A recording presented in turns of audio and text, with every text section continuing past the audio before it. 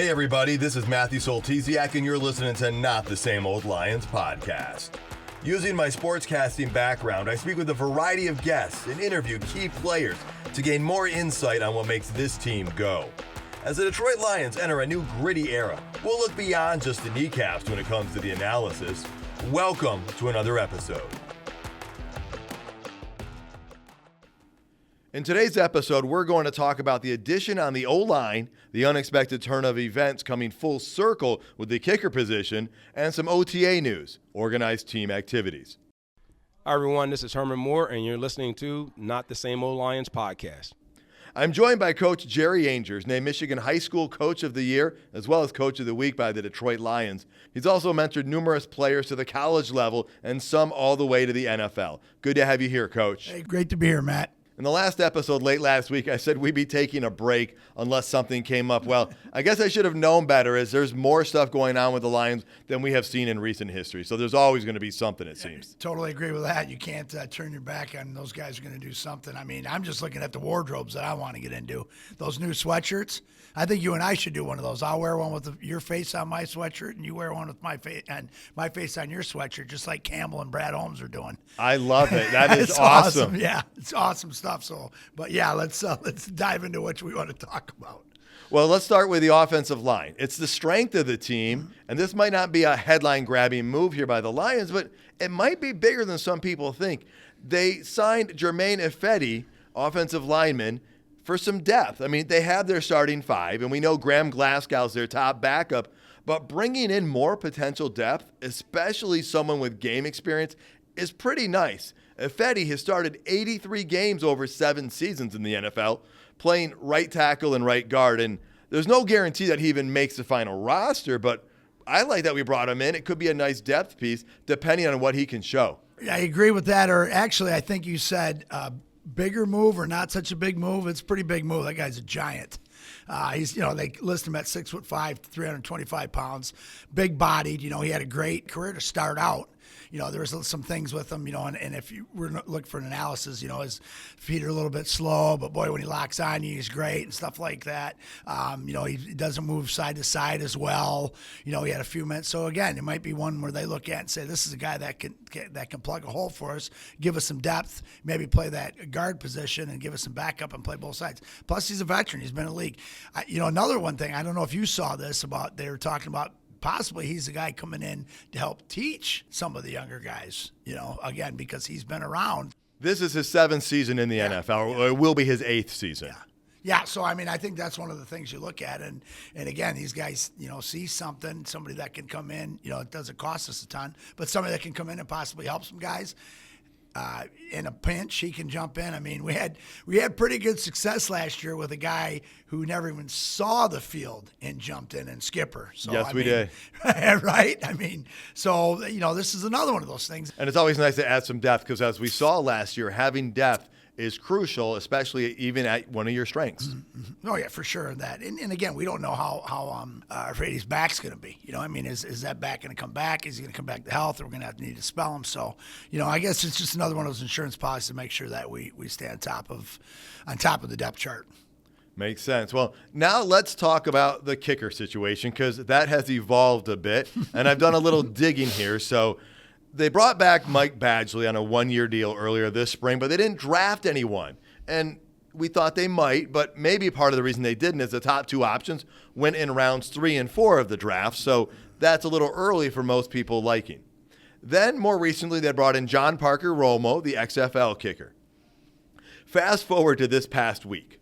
Word hit the web that the Denver Broncos had cut Brandon McManus, their field goal kicker. Social media went wild, as they do with any little thing, and they said, let's get this dude. He's got a name. It's McManus. He's been kicking in Denver since 2014. Do you, out of curiosity, remember why he became the kicker in 2014? Which one? What was the reasoning on that again?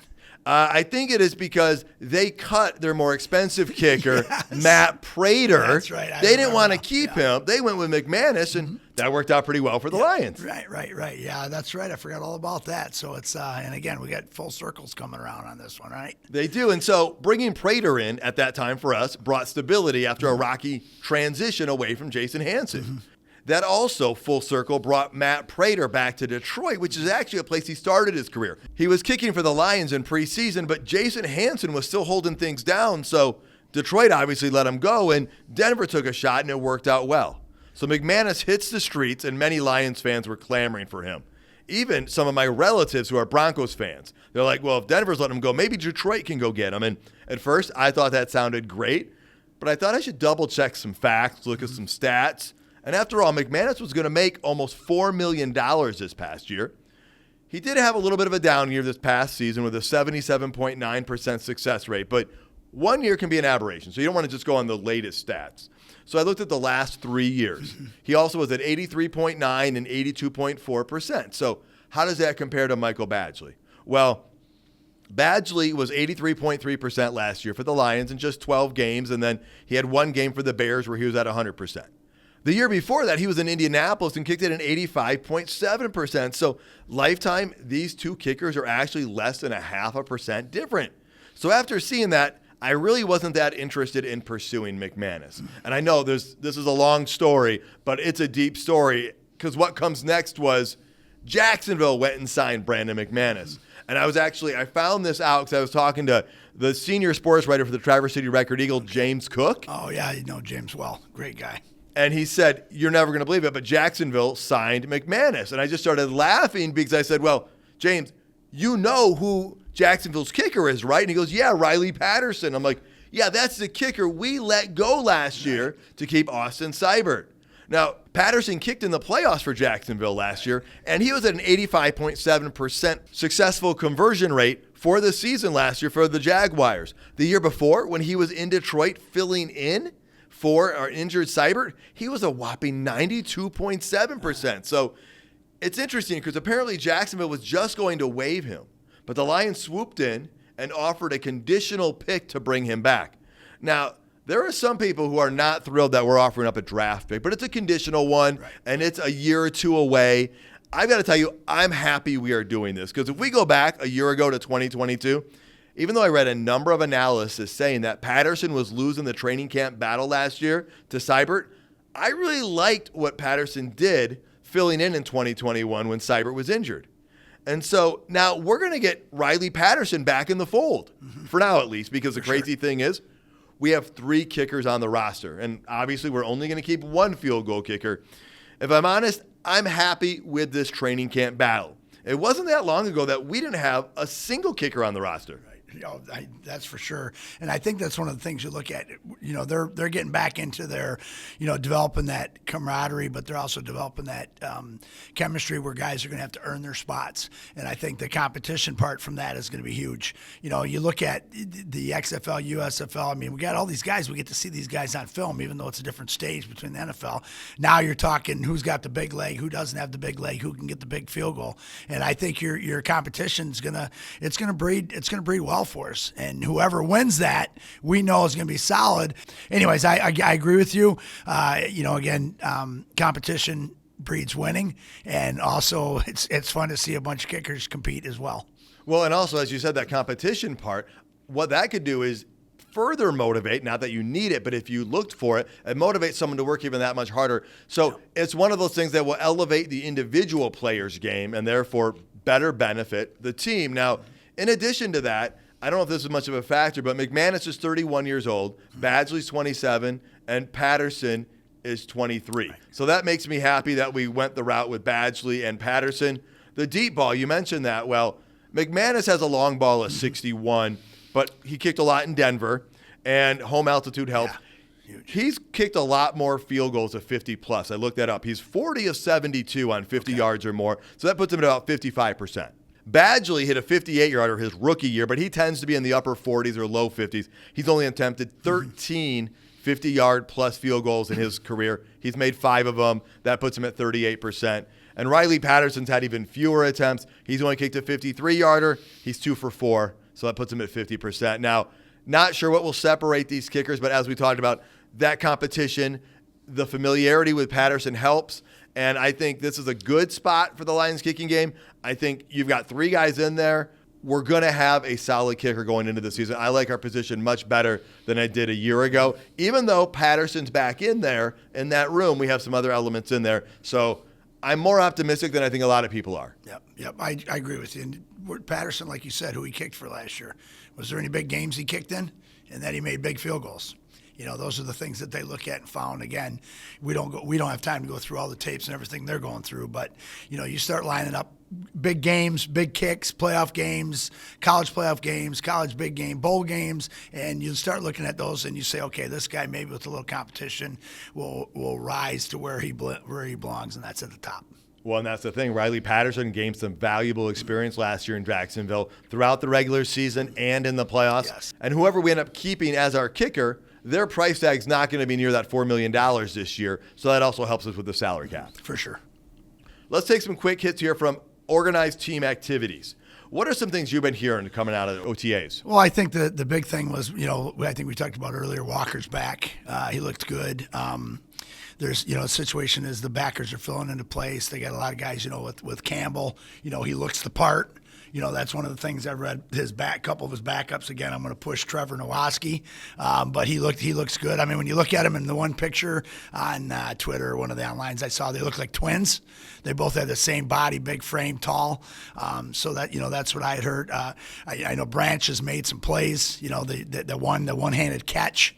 And again, we're not there like we talked about before. We're not there to watch everything and say, but these are things you see, and when you're seeing enough pictures, enough film, they did a nice job at fitting some players in there. And then, of course, we had a couple of those minor injuries. It would have been nice to see our prize running back take off a little bit, but he showed enough. I mean, we saw him on film, so we're pretty good. But that's some of the nuggets that I've heard or seen or read. Yeah, and then you're right, that Tracy Walker thing.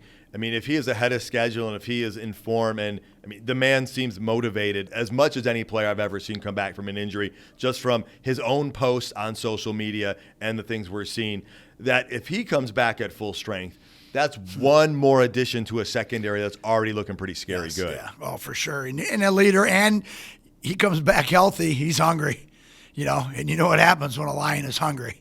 They eat. They eat in the sky, or at least at the top of the roof at Ford Field is the limit for these guys. That we might blow the top of that Ford Field stadium off. Yeah, I like that. That'll be good. Well, let's talk about what we're talking about right now, the hype. We have not seen this type of hype around the Lions in a long time. I am almost going to say I don't think there's a paralleled hype time we have seen. So that might be one of their biggest obstacles right now. And I'll also say, is it an obstacle? Because they haven't won anything yet, not even last year. We won a bunch of games in a row. We won our last game of the season. We had a winning record, but we didn't win the division. We didn't qualify for the playoffs. Yet there is hype like I have not seen, even since the Matthew Stafford, Calvin Johnson, and Ndamukong Suh days. So let's just pretend the hype is an obstacle, though, because social media is different today. Everybody is focused on the Lions. They are the darlings, the sweethearts of the NFL preseason, and we're not even to the preseason. So, Coach, I know you have had teams that have found themselves surrounded by preseason hype. How is that something that you as a coach would handle? Well, I mean, potential is a scary word. I mean, injuries are scary. Things don't go well in practice is scary. Some tragedy or something on the back end happens is scary. I mean, there's so many ingredients that go into it. We talked about this, the pie, the piece, putting those pieces together, that it's hard to do. And we had a couple, 2-3 years where people talked about how great we were going to be, and then we suffered some of the biggest losses we've ever seen, but we turned it back around and got on the right track to go to Ford Field twice in 4 years. And you talk about that stuff. And as a coach, you have your pulse. We talked about Campbell and those guys having their pulse, feeling the pulse of each player. You also have to calm that pulse down. And we're all drinking the Kool-Aid. We're all excited, man. I've been watching these guys a long time, and from the playoff games at the Silverdome till now, and I'm as fired up as anybody. I mean, if I get a tidbit or something on Twitter, it's going out to my buddies across the country. Guys, my buddies that are Ravens fans and stuff like that, about how good we are going to be. You see Campbell and Holmes and the coaches and people excited. Everyone's having fun with this stuff. You saw it from the shirts at the press conference to every level. Yeah, I agree. And we talk talk about that again. And so, they're going to have to they're going to have to dial it down.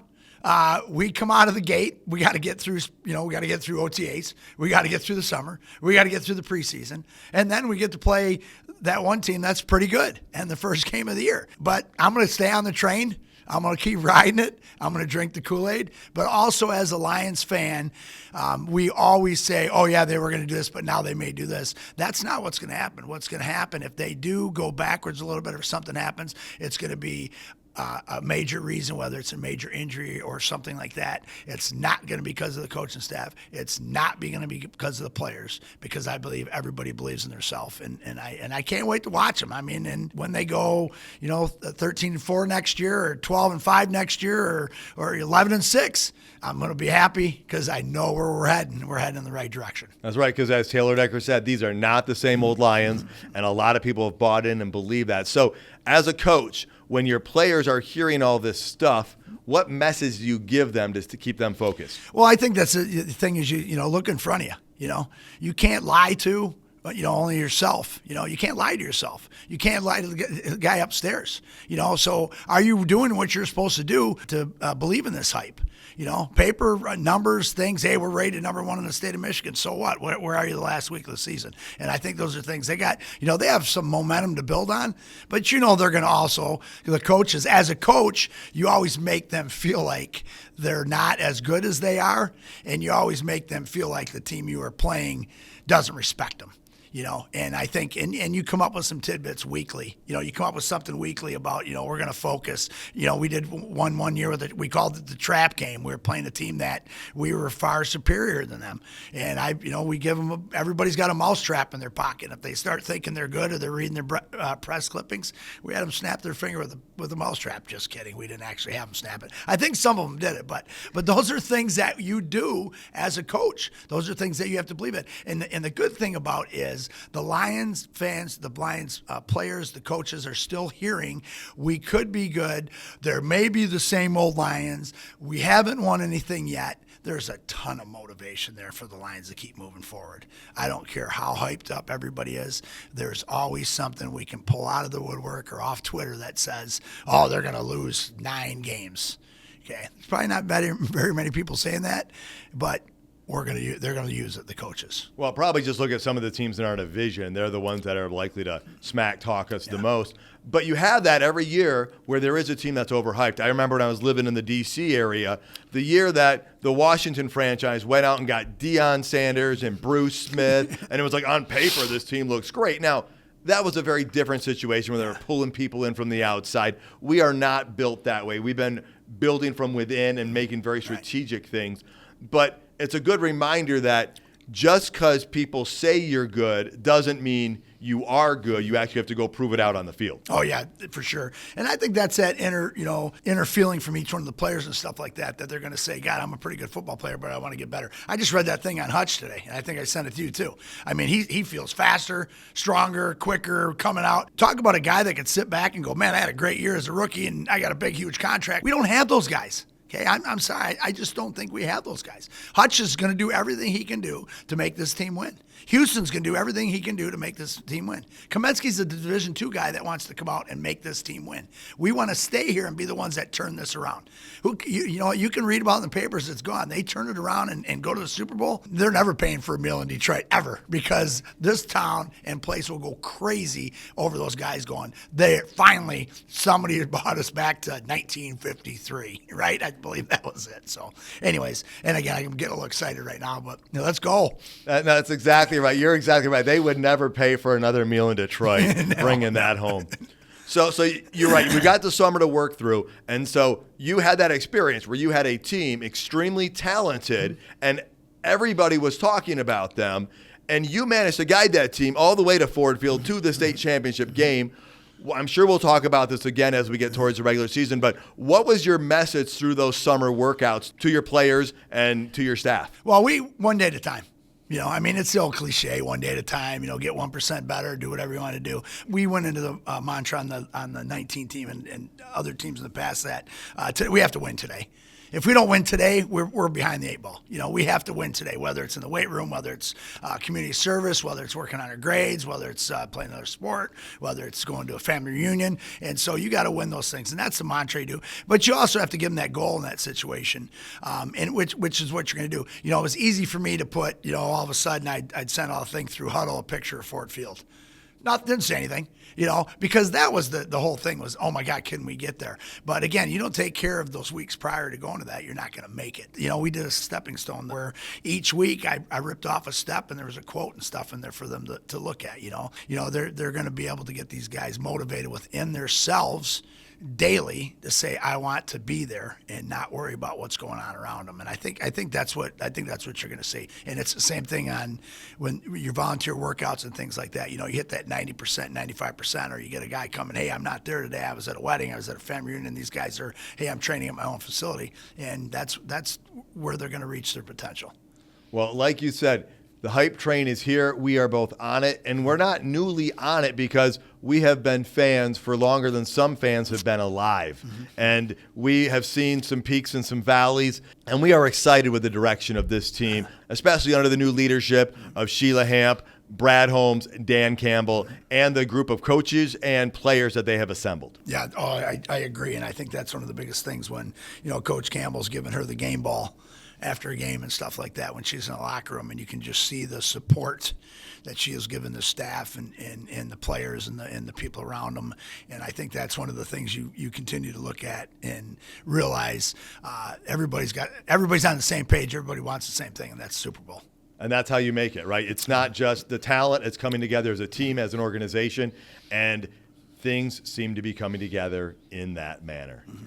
Coach, thanks for joining the show today. I love your insight, your perspective that you can give the listeners who rarely, if ever, have been behind the scenes the way you have.